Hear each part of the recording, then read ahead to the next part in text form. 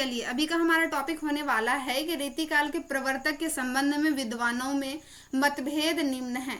यानी कि मैं यहाँ पे आपको ये कन्फ्यूजन से दूर करवा दूंगी कि आपको ये समझ में आ जाए कि कृपाराम को किसने माना है, केशव दास को किसने माना है, कौन से विद्वान ने, चिंतामणि को किसने माना है और किस कारण पे इसे रीतिकाल का प्रवर्तक माना गया। उसके लिए आपका जो दिमाग में जो कन्फ्यूजन है उससे आप अभी आज़ाद हो जाइएगा। ठीक है, चलिए सबसे पहला है हमारा कृपाराम। कृपाराम समझिएगा, कृपाराम मतलब कि राम की कृपा हो तो काल क्रम की दृष्टि से, किससे, काल क्रम की दृष्टि से, मतलब काल क्रम, काल क्रम मतलब काल मतलब एक होता है समय, क्रम, क्रम मतलब जो हमारे समय का क्रम चलते जा रहा है, जो हम कर्म कर रहे हैं, इसको मैंने ऐसे जोड़ा, जो हम कर्म कर रहे हैं, जो हम कर्म कर रहे हैं, ये समय के अनुसार ही हमें राम की कृपा मिलती है। क्या मिलती है?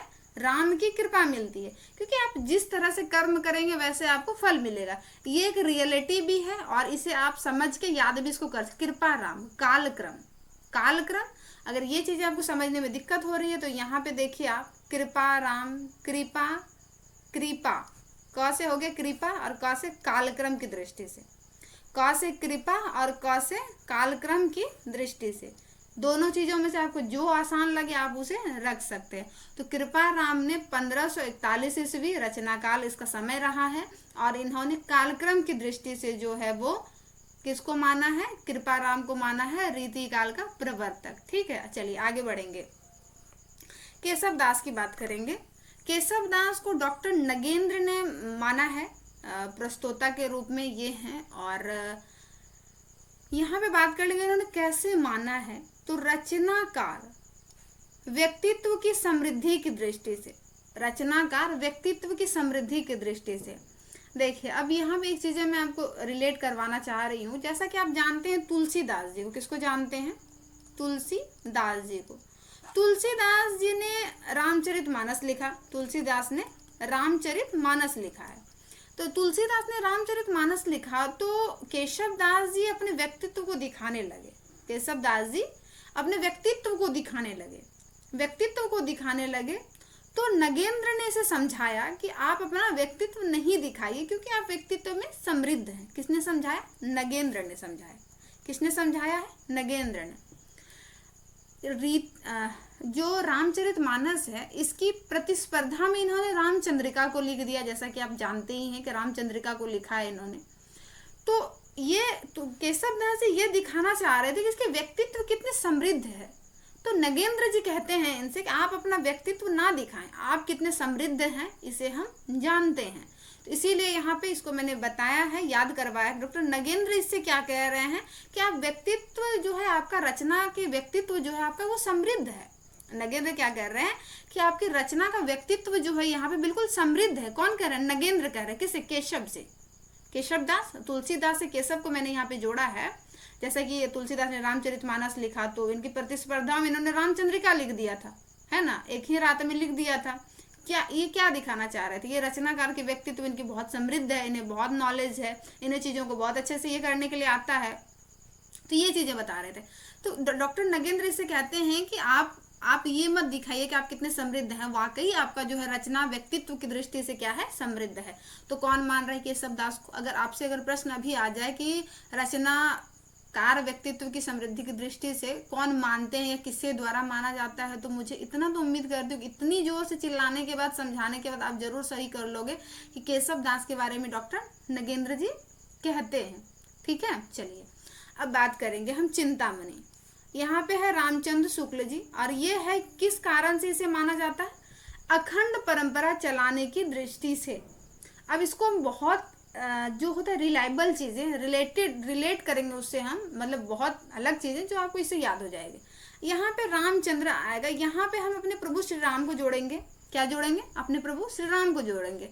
तो जब लक्ष्मण को वान लगा था तो आपको पता है कि राम जी को भी चिंता हुई थी। क्या हुई थी? राम जी को भी जो है वो चिंता हुई। तो रामचंद्र शुक्ल ने उन्हें चिंता हुई तो किसको माना? चिंतामणि को माना। चिंतामणि को उसका प्रवर्तक माना। कैसे माना? अखंड परंपरा। ठीक है, तो राम जी का जो तो परंपरा ना वो बहुत अखंड रूप से चला, है ना।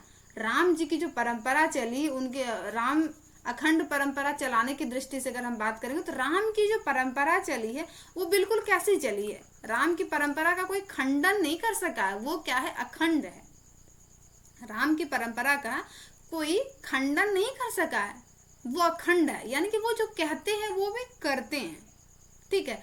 आपने ये भी जाना होगा कि जब विभीषण से राम जी कह देते हैं कि आपको लंका का राजा हम बनाएंगे सही, अगर वहां पे ये भी वचन देते हैं कि अगर रावण हमारी जो है धर्मपत्नी को हमें वापस कर देते हैं तो हम आपको, कहा गया था, अयोध्या का राजा दे। मतलब उनकी जो परंपरा थी, उनकी जो बातें थी वो बिल्कुल अखंड थी।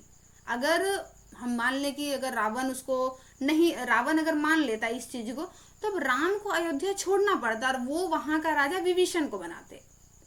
ठीक है, ये रावण को उनका अयोध्या दे देते। तो ये उनकी एक परंपरा थी, उनकी एक व्यक्तित्व था, हम कह सकते हैं। तो राम जी का व्यक्तित्व जो है वो बिल्कुल अखंड है। और राम जी चिंतित थे क्योंकि लक्ष्मण को वान लगा था, तो चिंतित थे तो रामचंद्र शुक्ल जी। तो याद हुआ।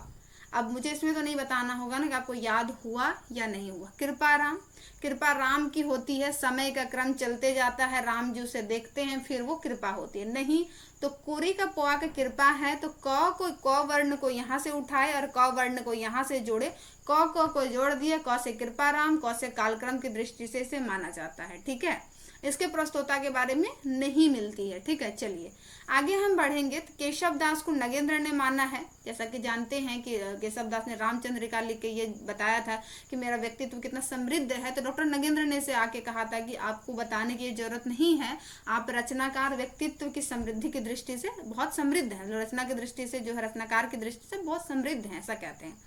फिर चिंतामणि, राम जी जब लक्ष्मण को तीर लगा था, राम जी चिंतित थे और राम जी की बहुत सारी चीजें जो वो लोग अखंड रह गई, उन्हें कोई तोड़ नहीं सका। तो ये चीजें यहाँ पे अखंड परंपरा चलाने, इसको मैंने बहुत ही रिलेट किया है चीजों को। थोड़ा सा ये आपको टाइम टेकिंग लग सकता है, लेकिन मैं उम्मीद करती हूँ अगर इस क्लासेस को 2 टाइम अगर देख लिया ना तो मैं 100% लिख के आपको दे सकती हूँ कि आप चीजें पेपर में कभी नहीं गलत कीजिएगा। इतना तो मैं कह सकती हूँ। ठीक है, मैंने जो अपने पेपर को क्वालिफाई करने के लिए मेरा जो एक पढ़ाने का ये चीज़ें हैं कि मैं ऐसे ही चीज़ों को रिलेट करती हूँ, वो चाहे कोई भी चीज़ें हो। बहुत सारी चीज़ें हैं जो आपको रटनी ही होगी, लेकिन बहुत सारी चीज़ें ऐसी है जो आप समझ के उसको कवर कर सकते हैं। तो ये रहा हमारा आज का सेशन, जो कि रहा रीति काल के प्रवर्तक के संबंध में विद्वान क्या कुछ मत देते हैं उसके लिए। आई होप ये क्लासेस आप लोगों के लिए यूजफुल रहेंगे, हमें फीडबैक दीजिएगा। ठीक है।